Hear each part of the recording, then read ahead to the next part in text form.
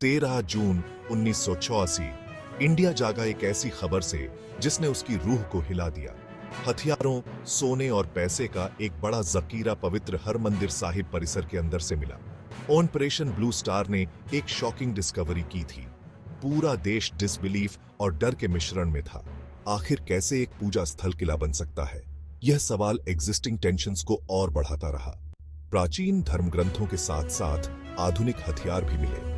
जून 1986 की घटनाओं ने इंडिया के मानस पर एक अमिट छाप छोड़ी। जैसे ही अमृतसर में धूल जमी, इंडियन आर्मी को अपने ही इंटरनल क्राइसिस का सामना करना पड़ा। सिख सैनिकों द्वारा अपनी चौकियों को छोड़ने की खबरें आईं। उनकी वफादारी फेथ और ड्यूटी के बीच फंस गई। सेना, जो राष्ट्रीय एकता का प्रतीक थी, ऑपरेशन की ह्यूमन कॉस्ट से जूझ रही थी। डिजर्शंस हालांकि संख्या में कम थे, देश के भीतर गहरे विभाजन की एक स्टार्क रिमाइंडर थे। सरकार की प्रतिक्रिया स्विफ्ट और अनकंप्रोमाइजिंग थी। डिजर्शन खासकर कॉन्फ्लिक्ट के समय में देशद्रोह का कार्य था। सैन्य अदालतें बुलाई गईं और सजाएं सुनाई गईं। संदेश स्पष्ट था, राष्ट्रीय सुरक्षा व्यक्तिगत निष्ठा से ऊपर है। 1983 की घटनाओं ने कई सिख सैनिकों के लिए एक मॉरल डिलेमा पेश किया। राष्ट्र के प्रति अपनी शपथ और अपने फेथ के प्रति अपनी प्रतिबद्धता के बीच फटे हुए उन्हें एक एगोनाइजिंग चॉइस का सामना करना पड़ा। यह कठोर दृष्टिकोण, जबकि ऑर्डर बनाए रखने के लिए आवश्यक था, ने सिख समुदाय के वर्गों को और अलग कर दिया। सेना की प्रतिक्रिया, जबकि राष्ट्रीय सुरक्षा के संदर्भ में अंडरस्टैंडेबल थी, ने कई सिख्स द्वारा महसूस की गई हर्ट और एलियनेशन की गहरी भावना को रेखांकित किया।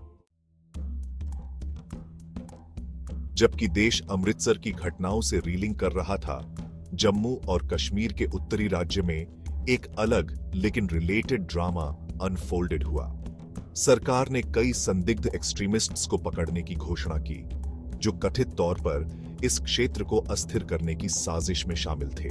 इस रेवलेशन ने पहले से ही वॉलेटिल सिचुएशन में कम्प्लेक्सिटी की एक और परत जोड़ दी। हालांकि सरकार ऑपरेशन के डिटेल्स और पकड़े गए लोगों की पहचान के बारे में टाइट लिप्ड रही। अफवाहें उड़ी, ट्रांसपेरेंसी की कमी ने उन्हें हवा दी। कुछ लोगों ने फॉरेन इन्वॉल्वमेंट की चर्चा की, कश्मीर प्लॉट को अमृतसर में मिले आर्म्स कैच से जोड़ा। दूसरों ने इसे पंजाब में संकट से ध्यान हटाने के लिए सरकार के प्रयास के रूप में देखा। स्पष्ट जानकारी के अभाव ने चिंताओं को और बढ़ा दिया और सरकार और लोगों के बीच अविश्वास की भावना को और गहरा कर दिया। कश्मीर की स्थिति क्षेत्र में शांति की नाजुकता की एक स्टार्क रिमाइंडर थी। एलिजेड एक्सट्रीमिस्ट्स को पकड़ना, जो रहस्य में डूबा हुआ था, ने अटकलों और डर को हवा दी। सरकार की चुप्पी, जिसका उद्देश्य दहशत को रोकना था, का उल्टा असर हुआ। इसने अशांति के मूल कारणों को दूर करने में ओपन डायलॉग और ट्रांसपेरेंसी की आवश्यकता को रेखांकित किया। अशांति और अनिश्चितता के बीच तर्क की आवाज उभरी। संत हरचंद सिंह लोंगोवाल, जो कि मॉडरेट सिख नेता थे, ने कृपाल सिंह नारंग जैसी प्रमुख हस्तियों के साथ शांति और समझ की अपील की।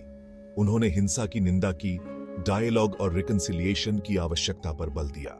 उनके शब्द, हालांकि मेजर्ड थे, मॉरल अथॉरिटी का भार रखते थे। कृपाल सिंह, जो एक सम्मानित विद्वान और शांति के पैरोकार थे, ने एकता और अंडरस्टैंडिंग का आह्वान किया। उन्होंने देश को याद दिलाया कि हिंसा से हिंसा ही भड़कती है और सच्ची ताकत फॉरगिवनेस और रिकंसिलिएशन में है। उनके शब्द उन लोगों के साथ गूंजते रहे जो नॉर्मलसी की वापसी के लिए तरस रहे थे। गहरे विभाजन के समय में शांति के उनके संदेश ने आशा की एक किरण की पेशकश की। शांति के लिए कृपाल सिंह की अपील उन मूल्यों की एक टाइमली रिमाइंडर थी जो एक राष्ट्र को एक साथ बांधते हैं। उनके शब्द सत्ता के गलियारों में गूंजते हुए संयम और रिकंसिलिएशन का आह्वान करते थे। उनका विजन, हालांकि उस समय की घटनाओं से चैलेंज्ड था, आशा की किरण बना हुआ है। एडवर्सिटी के सामने एंड्यूरिंग ह्यूमन स्पिरिट की याद दिलाता है। जून 1985 की घटनाएं, जो हिंसा, क्षति और अपनी पहचान से जूझ रहे एक राष्ट्र द्वारा चिह्नित हैं, आज भी इंडिया में गूंजती है। शांति और रिकंसिलिएशन की तलाश एक सतत प्रक्रिया बनी हुई है। अतीत के निशान सामाजिक हार्मनी की नाजुकता और कॉन्फ्लिक्ट के मूल कारणों को दूर करने के महत्व की याद दिलाते हैं। 1985 से सीखे गए सबक डायलॉग, अंडरस्टैंडिंग और डाइवर्सिटी के लिए सम्मान की आवश्यकता को रेखांकित करते हैं। हीलिंग का मार्ग ओपन कम्युनिकेशन, एम्पैथी और न्याय के प्रति साझा प्रतिबद्धता से प्रशस्त होता है। अतीत को याद रखना कड़वाहट के साथ नहीं, बल्कि एक बेहतर भविष्य के निर्माण के संकल्प के साथ उन लोगों को सबसे अच्छी श्रद्धांजलि है जिन्होंने शांति की खोज में अपनी जान गंवाई।